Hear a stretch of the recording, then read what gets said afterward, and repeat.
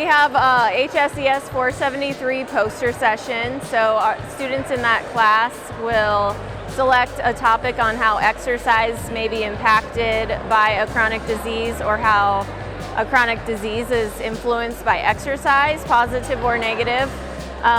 Most of these students are in their senior year, so they're finishing up their degree in exercise science or their bachelor's of applied science in exercise science.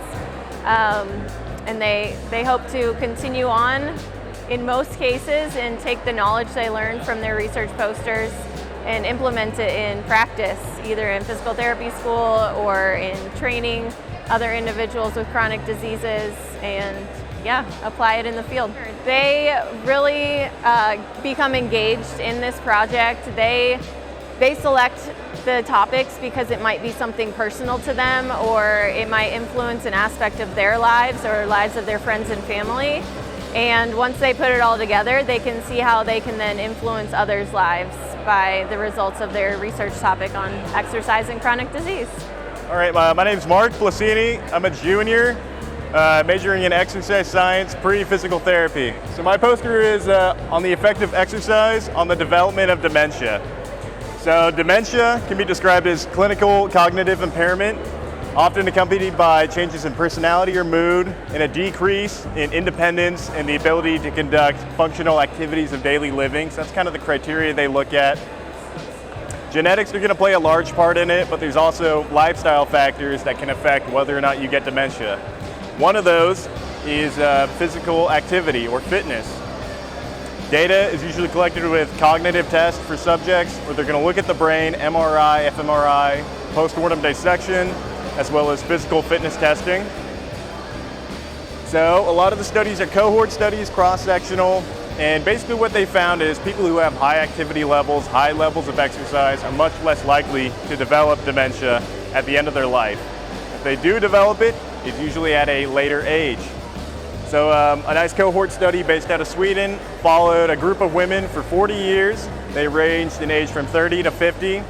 They did baseline VO2 max testing at the beginning. After 40 years, the high fitness group had an 88% reduced risk of dementia.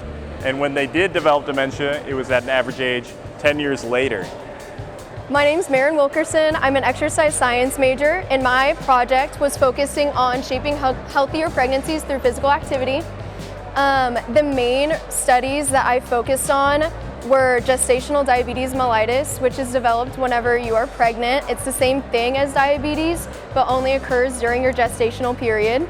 That main study just found that exercising through resistance training and aerobic exercise, which is very low stress on your joints like walking or any water aerobics as well, helps decrease your blood glucose levels while you're pregnant, which will decrease your likelihood to get gestational diabetes mellitus, and will also help, if you do already have it, your symptoms that do occur from that. The next study that I focused on was the effects of exercise on your labor duration. That's what these two graphs are focusing on. Basically, doing those same exercises of resistance training and aerobic training lower the duration of your labor times. And personally, any decrease in labor times is a big difference compared to, it's around like 2 hours of a decrease, which is huge. This graph shows the exact same thing. This is the control group, and then this is the exercise group that they implemented. And these lines show the time periods, like the exercise group finished at a higher time than the control group was at a lower time. But the main conclusions, like I said, were that exercise helps decrease different symptoms that you can get from pregnancy, as well as decreases your labor duration, as well as postpartum symptoms. It was around a 3% decrease on the postpartum depression symptoms that women experienced. But yeah, around 150 minutes of exercise was what the main finding was that was founded to be beneficial on women who were pregnant. But those levels of exercise found that it reduced gestational diabetes mellitus in women, as well as decreased labor duration and their mental health. My name is Jack Webb. I'm a senior, and I did cognitive abilities in athletes, mostly focusing on reaction time. So just overall fitness level, having a better fitness level does correlate with having better reaction time. One of the most interesting things I found is in athletes with simple tasks for like reaction time, their non-dominant hand performed better than their dominant hand, which was fun. Thinking that like boxers, especially, they were a lot quicker with their non-dominant hand. And just there's a lot of different things that affect your cognitive abilities, especially just like a lot of overstimulus and stress can affect it.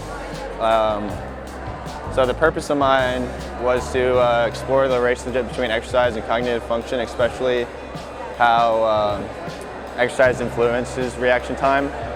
And it's also, the main focus I was looking at was like Nikola Jokic, how he's not like physically gifted compared to a lot of the other athletes in the NBA, but he's still considered like to be one of the best players, is because of his IQ and how he's able to like read the game, like his situational awareness, his decision making, and his anticipation with the game made it a lot easier for him, and he doesn't have to rely on raw physical abilities. So with that, is it something that he was born with, or did he train for so long and have so much experience within the game that he's able to do this? And it's a bit of both. It probably leans towards more nature, with just he was born to play the game kind of. But you can increase your reaction time with training. And specific workouts, it's not very resistance training. It's a lot of just like mimicking drills, cone drills, just trying to using your brain to like think about where I need to be and what I'm supposed to be doing with my body, and how I should get to a certain area, or what I need to do to make the correct decision in performance or in my event. Hi, I'm Desiree Newton. I'm a senior and I'm currently majoring in exercise science. So I did caffeine's impact on cardiovascular and autonomic response, more specifically in hypertensive young adults. So caffeine is a widely used stimulant used by, as far as I know, a lot of my family and friends. These effects that caffeine has on hypertensive adults more specifically are elevated health risks, especially before exercise and then during exercise. What was found that there was a sort of tolerance buildup, more specifically on the younger generation. So long-term consumers may develop partial tolerance, which reduces the acute pressure responses. So then the risk factors: individual variability in metabolism, baseline pressure, and consumption patterns are key in determining cardiovascular risk. The acute effects would be caffeine increases blood pressure and vascular resistance through sympathetic activation and reduced nitric oxide. So what was found was caffeine before exercise does amplify your cardiovascular stress, more specifically in hypertensive young adults. However, exercise may offer some protective benefits, meaning that exercise, and when combined with caffeine, can produce a sort of balance in your autonomic and your cardiovascular. So then going to the autonomic function, it suppresses the parasympathetic activity, but also heightens your sympathetic output, which disrupts autonomic balance. So our two figures here are two control groups. This one more specifically focusing on caffeine consumption before exercise between older adults and younger adults. And then this one is focusing on the reduction of endothelial function. So for clinical application, the main gist would be to suggest to use caffeine in moderation, and if possible, if you are working with hypertensive young adults and also trying to focus on their physical activity, to just make sure that it's done safely and to consider time and the amount they're intaking. So in conclusion, caffeine acutely raises the blood pressure and alters autonomic control in hypertensive young adults. Tolerance can develop, but that does not mean that you are put at a reduced risk for cardiovascular disease.